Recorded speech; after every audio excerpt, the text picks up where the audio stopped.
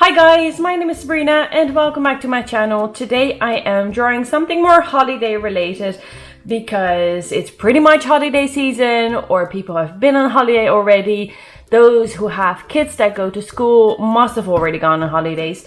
So yeah, I'm very excited. So I wanted to have like a drawing with a holiday theme on there, as you can see. So without any further ado, let's get on to the video.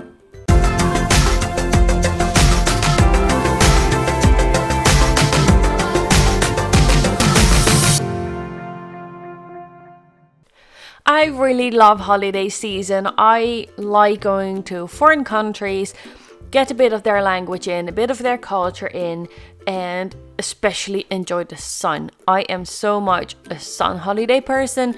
I have gone skiing and snowboarding as well. The snowboard didn't go so well. That's a whole other story on its own. The skiing went really well, but overall I do prefer sun holidays.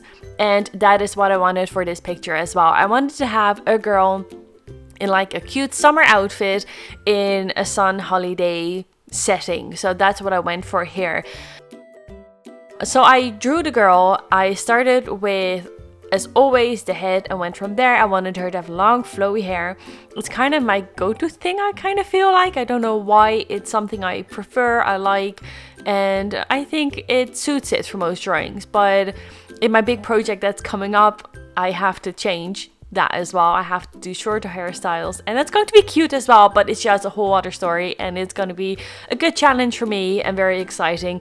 So keep an eye out for that, but it won't be until like ages from now because it's a really massive project. But for this one, I decided to make like a sun umbrella in the background, and behind there have an oval with beach shells in there. So that's what I went for there. And as always, I start with the sketch and I layer it up, and then I go with the line art on top of that. So in Procreate you can have different layers, and I think I might do a live stream and then I can show you guys. If I have the camera pointed on my iPad, I can show you how the menu works and everything, and you guys can see how I actually use the program. So that would be really great. And aside from that, I'm thinking about a mix of the iPad for the line art, as I've been doing lately, and then the Copic markers for the coloring in. I think that works really well. I think that's a really good mix of both mediums, and I'm enjoying it so far, so that's great. So I've printed this out, and again I have the lines at the bottom that haven't been continued, and I haven't chopped them off yet. I can just use my guillotine and like cut down the line at the bottom so that it does reach the bottom of the page, but I haven't done that yet. So I started with coloring in the background with the lightest blue I have, which is B0000, and it's super light, but it's very nice. It really gives the feel of a summery sky, so I like that. That was really good. Then I continued on to the seashells, and for the seashells I wasn't quite sure what colors to use. Maybe I should have. I didn't really use any references to look up the color, so I decided to use more like sandy kind of colors, and I think that suited the drawing. So I didn't want to have any bold colors in there at all, and with some of them I wanted to have them look white, so I used gray as like the shadowy bits, and that worked as well. So I'm quite happy with how we did those. And as you can see, I've made a collection of different seashells, and I did look up references to make those seashells, and I just like doing them. They're cute. I especially like the one at the bottom left with the swirls in them, and the one next to it as well. So I really like those. I haven't seen those too much myself. I've been to many beaches in my life. When I was young, my parents always took us to Spain, and we always went by car. And it was just amazing time. It was just wonderful, and we went to the beach a lot. So I've seen my share of seashells, and I've seen my share of jellyfish and fish. It's just amazing. Like, I loved growing up like that. I loved that my parents had the finances or the means to bring us on holidays and to bring us to Spain and to the beach. And they're good memories, and I will definitely treasure them. And I know it's by far not easy for every family to go to the beach and to pay money to go on holidays for 2 full weeks. It's quite a commitment. So I'm really, really grateful that I did get to do that, and then my parents brought us, and yeah, I have so many fun memories from those times as well. So thank you, Mom and Dad. I really appreciate it, and I'm so glad I've got those memories. So I continued with the umbrella after this. So I kind of worked from background to foreground in this picture, and by the time I reached the umbrella, the background that I've did before was dry enough that I could just lean on it. So that was no problem at all. And I did find that with coloring in the umbrella with those light colors, I had to make sure that I went over it twice, because otherwise you could see the streaks, and you can still see the streaks a little bit, but I think I either have gone too fast, maybe I was just too impatient. So I think that's probably it. I was too impatient. I wanted to get the drawing, or this part of the drawing, done. And I do like the colors that I picked. I think they're very bright and summery and nice, and yeah, that's good. I'm very happy with those. So did that, and for like the inside background of the parasol, I wanted to use a bit of a darker color for him. So I started with putting in the regular colors, but as you saw with like the creamy pink or salmony pink kind of color, I went in with like more darker pink color as well to give it that bit more of a contrast. And I'm going to do the same with this color as well, with the green color. It's kind of like a blue-green color, and I'm going to do the same with that as well. So I started with coloring in like the front of the parasol, and then I continued to the background, and you can see that I'm going in with a darker blue-green color for that. So that gives quite the contrast as well, and it shows that that's further back. So I think I could have put more shadows in there. I didn't do that in the end. I didn't feel like it was quite necessary, but I'm quite happy with it. It looks pretty much the way I wanted. So yeah, not much to say about that. So after that, I continued with the little circly bits I put on the parasol. I don't know what they're called, but I want to put them in. I thought they gave it just the extra bit of something. And I decided to make it blue.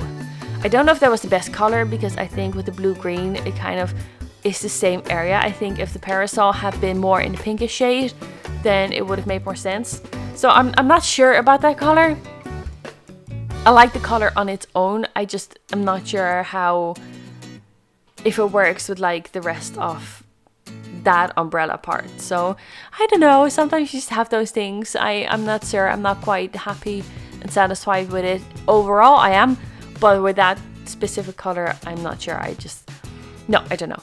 So after that, I went on to the girl, and that is the main part of the drawing. And I want to make sure that she looked like she had a tan, so I made her skin tone a bit darker, and it worked. I'm quite happy with it, and I had to make sure that I saturated the paper as much as I could as well, because I did not want to have her skin look blotchy like parts of the umbrella have. So I wanted to make sure that all looked okay. So you can see me going over it with like the lightest color twice, and then I blend in the medium color as well. So I want to make sure that the shadows made sense as well. And I know that the umbrella is behind her, but I want the sun to kind of come from the front. And I used a reference picture for this girl, and that's why I made like the dimple like in her neck area as well. Like if you feel your neck, you can even feel it as well, and you can see it in other people too. So I wanted to emphasize that a little bit, just a bit more than I usually do, partly because I've used a reference picture and I wanted to draw that according to the reference as well, even though I did change up a few bits and pieces here and there. So the hair color is going to be different because that was black instead of the blonde that I'm going to put in. So for the skin color, I didn't really have many issues with this. I'm quite happy with how it turned out. I'm quite happy where I put the shadows, and I think the longer I'm doing this, the more it makes sense. Like I think you kind of have more of a sense where to put those things, and you kind of learn and teach yourself. And if so, like pictures will teach you as well. Like if you have reference pictures, they'll show you exactly what you have to do too, if that's what you're looking for. So that's what I went for. And for the blush, I decided to use a darker color instead of my R20 pink. I think the R20 pink, it looks super cute and it's super rosy, but I think it pulls away the color that I put on the paper, and it doesn't work with the color. It just pulls it out, and then you just see the pink, and then you can obviously see it pulled the original skin tone away from the paper, and that is not what I wanted. So that's why I put in the darker blushy tones. So I put those on her cheeks, her elbows, and the tips of her fingers. And I have to say, I really like how this hand turned out. Hands scare me. I must not be the only one. More people must have this, but hands scare me so much. I just, and the funny thing is, I've drawn a new drawing where hands are going to be a big part of my drawing, and I've drawn it in different poses, and I've kind of done it as well to challenge myself, because you don't get better until you actually do it, until you show people what you've done. And you can see my challenges with that, you can see the mistakes. It's just, I do like the drawing though. Like, the drawing is really nice, I'm happy with it, but the hands are just, it's the bane of my life almost. So I went on to color in the dress, and again I used green because the reference picture used green as well. I think the reference had a darker green though, but I liked the lighter green. It complemented her skin color a bit more like this. So to me it just made a bit more sense, and I'm quite happy with it. So done that, and I have to say I've had issues with blending green together. And as you can see with the lightest color green and then the medium color green, those went reasonably well. Maybe I'm getting a bit better at it. Like, the more I'm using it, the better it's getting. Like, especially the top part is done really, really well. I'm quite happy with that. The bottom part is a bit more blotchy, but I can't do much about that. You can only go over it so much, and if you go over it too much, it pulls away the color from the paper as well. So I did not want to do that either. So after the dress is done, I continue with the hair, and I'm nearing the end of the drawing, you guys. This is going so fast, and I'm so happy with this drawing. It just gives me summer vibes, especially because here in Ireland it's overcast and raining and it's so dreadful. So I just can't wait till I go on holiday, and this just looks nice. It looks good. I'm just so happy with it. The blonde hair color with the shines in there, and I think that's part of what I like to do the most. I think I like to color in the hair the most because you can put in all the nice shines and everything and blend it all together.